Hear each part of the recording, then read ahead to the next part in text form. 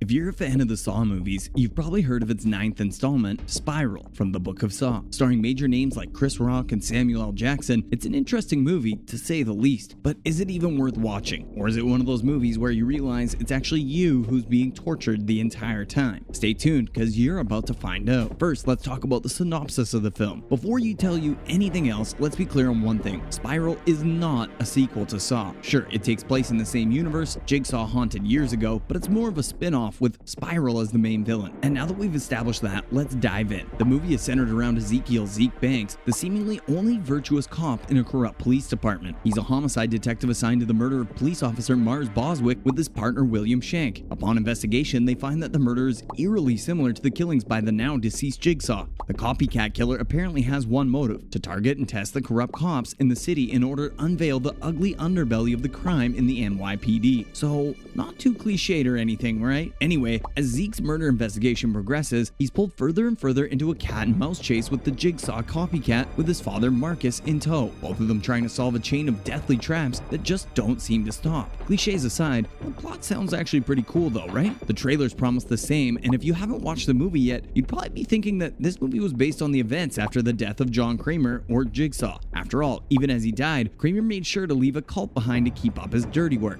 And sure, Spiral 2 is focused on the premise of getting back to corrupt and lawless police officers. But to be honest, that's where the similarities between the two movies end, which takes us to the ideation of the movie. None other than Chris Rock himself. That's right, a self-proclaimed fanboy of the Saw movies, Rock sold the idea to the head of Lionsgate at a wedding. No less, steamrolling plans of a Kramer prequel that the writers were working on. Talk about influence. He's even referred to the movie as his idea of the bloodiest Law & Order episode yet. And he isn't exactly wrong, only this Law & Order copycat has a lot more horror than the show itself, which is what the writers and the idea man himself were aiming for. But did that make for a good movie, or did it just create a mix and match between comedy and horror that falls flat on its face after the first 15 minutes? Keep watching, because we've got an exclusive review coming up. But before we get to that, let's talk a little bit more about the characters in the movie, starting from Zeke Banks himself. He's the son of a retired police officer Marcus Banks, and is surprisingly despised by his own precinct. The reason? Because he turned in a dirty cop some 10 years ago, which made him the black sheep of the department. Hey, we did tell you he's righteous. Then there's William Shank, a rookie detective assigned to Zeke by his captain. Shank is an idealistic cop who's apparently so inspired by Zeke's father Marcus that he joined the police force just to work with him. His partnership with Banks is forced at first, but turns into a cooperative one soon after, up until he's murdered, of course. And then there's Marcus Banks, a retired police officer, and surprise, surprise, not the best father to Zeke. Marcus is the ex-captain of the same precinct Zeke's in. In fact, he was so well loved by his team that the cops compare his son to him even in the present day events of the movie. This has strained the already difficult relationship Marcus has with Zeke. He also happens to be one of the victims of the Spiral's traps. What happens to him, though, is something that you'll have to watch the movie to find out. Hey, we're here to tell you the synopsis of the movie, not the entire thing. And we think we've told you enough of it to make you decide whether or not you should watch the movie. But if you're still confused, here's the review we promised you. Mind you, there may be serious spoilers ahead. So the question is the movie any good?